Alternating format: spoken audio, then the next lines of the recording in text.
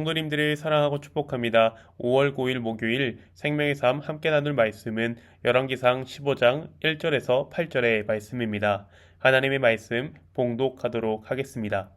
느밧의 아들 여로보암 왕 18째 해에 아비암이 유다 왕이 되고 예루살렘에서 3년 동안 다스리니라. 그의 어머니 이름은 마아가요 아비살롬의 딸이더라.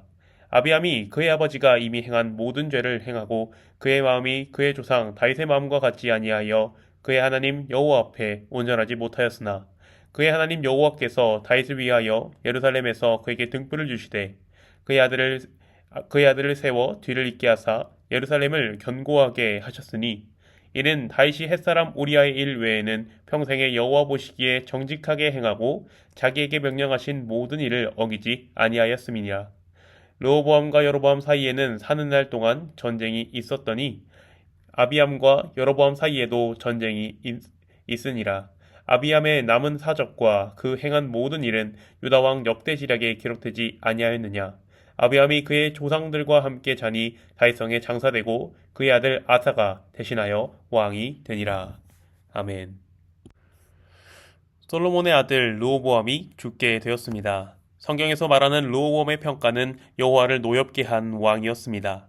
그가 이스라엘을 다스리는 동안에 우상과 아세라상을 세웠고 이스라엘에는 남색하는 사람들, 즉 동성애를 하는 사람들이 있었고 하나님께서 가증하다는 일을 온 국민이 행하고 있었습니다. 그렇게 하나님의 뜻대로 나라를 통치하지 못한 르호보암이 죽고 그의 아들 아비암이 이스라엘의 새로운 왕으로 등극하게 되었습니다. 여기에는 조금 기대감이 품어지기도 합니다. 이전에 하나님의 뜻대로 살지 못했던 왕이 있지만 새로운 왕은 다를 거야 라는 그러한 기대감도 품어지게 됩니다. 하지만 2절을 보면 아비암의 첫 인상이 그렇게 좋지는 못합니다. 아비암은 3년 동안 나라를 통치하였습니다. 무척이나 짧은 기간이죠. 그가 어떻게 3년밖에 통치를 못하고 죽게 되었는지는 본문을 통해서는 알 수 없습니다. 하지만 3년이라는 짧은 시간을 볼 때 긍정적인 느낌보다는 부정적인 느낌을 받게 됩니다. 아직 청년인 시절에 한 집사님이 저에게 장수가 복이 아니라고 말씀하셨던 분이 있었습니다. 짧게 살고 예수님 믿으니 바로 천국에 가는 것이 축복이 아니겠느냐 말씀하신 것이었습니다. 하지만 부모를 공경하는 자에게 하나님은 장수의 복을 허락하신다고 성경에 기록되어 있습니다. 장수는 분명하게 하나님이 주신 복입니다. 이러한 관점에서 아비암의 3년이라는 통치의 연수를 볼 때 그가 복을 받을 만한 왕이 아니었다라는 관점이 우리에게 더하여집니다. 그러한 아비암 왕에 대한 평가가 3절에 나옵니다. 아비암이 그의 아버지가 이미 행한 모든 죄를 행하고 그의 마음이 그의 조상 다윗의 마음과 같지 아니하여 그의 하나님 여호와 앞에 온전하지 못하였으나 아비암은 자기 아버지가 행한 모든 것을 그대로 답습하였고 다윗과 같지 아니하였습니다.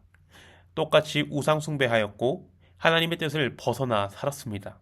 하나님께서 그를 버릴 만한 모든 조건이 완성되었습니다.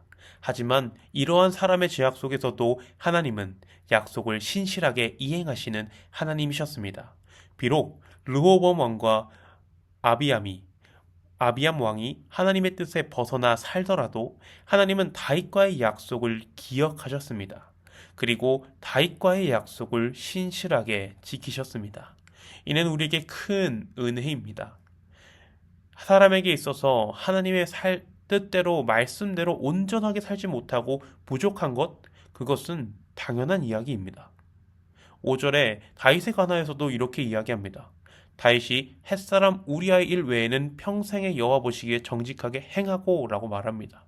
정말 하나님의 뜻이 신실한 왕이라고 평가받는 다윗이라고 할지라도 그도 하나님 앞에 퍼펙트 100% 정직하지는 못하였습니다. 사람은 늘 부족하고 하나님의 뜻대로 살지 못하는 것은 당연합니다. 그렇게 당연하기 때문에 예수님이 오셨어야만 했습니다. 우리 스스로 하나님께로 갈 수 있는 일만의 가능성이 존재하지 않기 때문에 하나님은 예수님을 보내셨고 우리를 대신해서 죄의 짐을 지게 하시고 죽게 하신 것입니다. 이것이 하나님께서 우리에게 주신 은혜고 성경에서 말하는 기쁜 소식, 복음입니다. 신방을 하면 꼭 필수적으로 최근 신앙생활은 어떠한가에 대한 질문을 합니다. 그러면 몇몇은 이렇게 대답합니다. 부족한 것 같다고 말이죠. 이는 겸손한 표현일 수 있습니다. 하지만 하나님은 우리가 부족하기 때문에 은혜를 베푸셨고 예수님을 보내셔서 우리를 대신하게 하셨다는 은혜를 기억해야 합니다. 하나님의 뜻대로 살지 못하는 우리를 대신해서 하나님의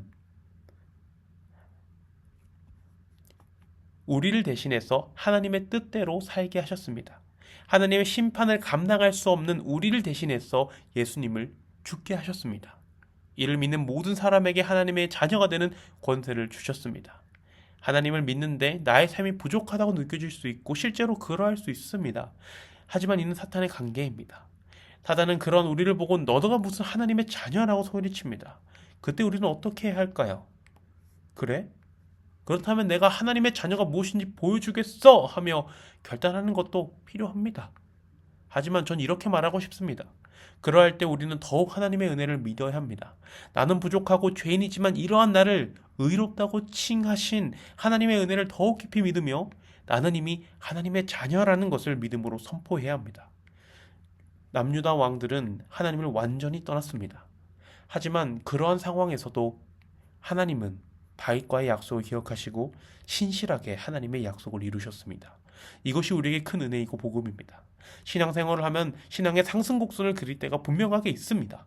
항상 그러면 좋겠죠. 하지만 사탄은 우리를 그렇게 내버려 두지 않습니다. 유혹하고 시험되게 합니다. 하강곡선을 그릴 때가 있게 하는 것이죠. 하지만 하나님은 신실하십니다. 그때도 우리가 하강곡선을 그리고 있는 그때도 하나님은 은혜를 베푸셔서 다시 일어날 힘과 다시 하나님의 뜻대로 살아가게 인도하시는 하나님이십니다. 신실하신 하나님이십니다. 만약 우리의 힘으로 구원을 이루어야 한다면 우리 중에는 구원을 이룰 수 있는 사람이 아무도 없을 것이라고 확신합니다. 왜냐하면 그것이 성경의 말씀이기 때문이죠. 하지만 불가능하기에 우리에게 은혜를 베푸셨고 우리로 하나님의 자녀가 되게 하신 줄로 믿습니다. 이제 말씀을 마무리하고자 합니다. 왕들은 실패했습니다. 다윗 왕과 달랐습니다. 하지만 하나님은 신실하게 말씀을 이루셨습니다. 이것이 은혜입니다. 우리는 때로 넘어져도 하나님 신실하게 약속을 이루십니다. 우리가 부족하기에 주님 주신 은혜로 자녀가 되었습니다. 우리도 그 은혜에 감사하며 일상의 배저로 살아가기를 소망합니다. 기도하겠습니다. 사랑과 은혜가 충만하셔서 우리에게 은혜를 늘 베푸시는 하나님, 우리가 부족하기에 우리를 찾아오시고 우리가 하나님께로 갈 수 없기에 우리에게 예수 그리스도를 보내신 하나님의 은혜에 감사합니다.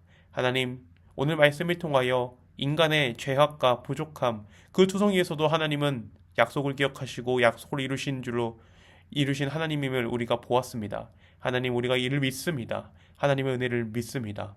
주님, 우리가 주님의 자녀임을 믿습니다. 주님, 나는 부족하지만 주님의 은혜로 자녀가 되었습니다.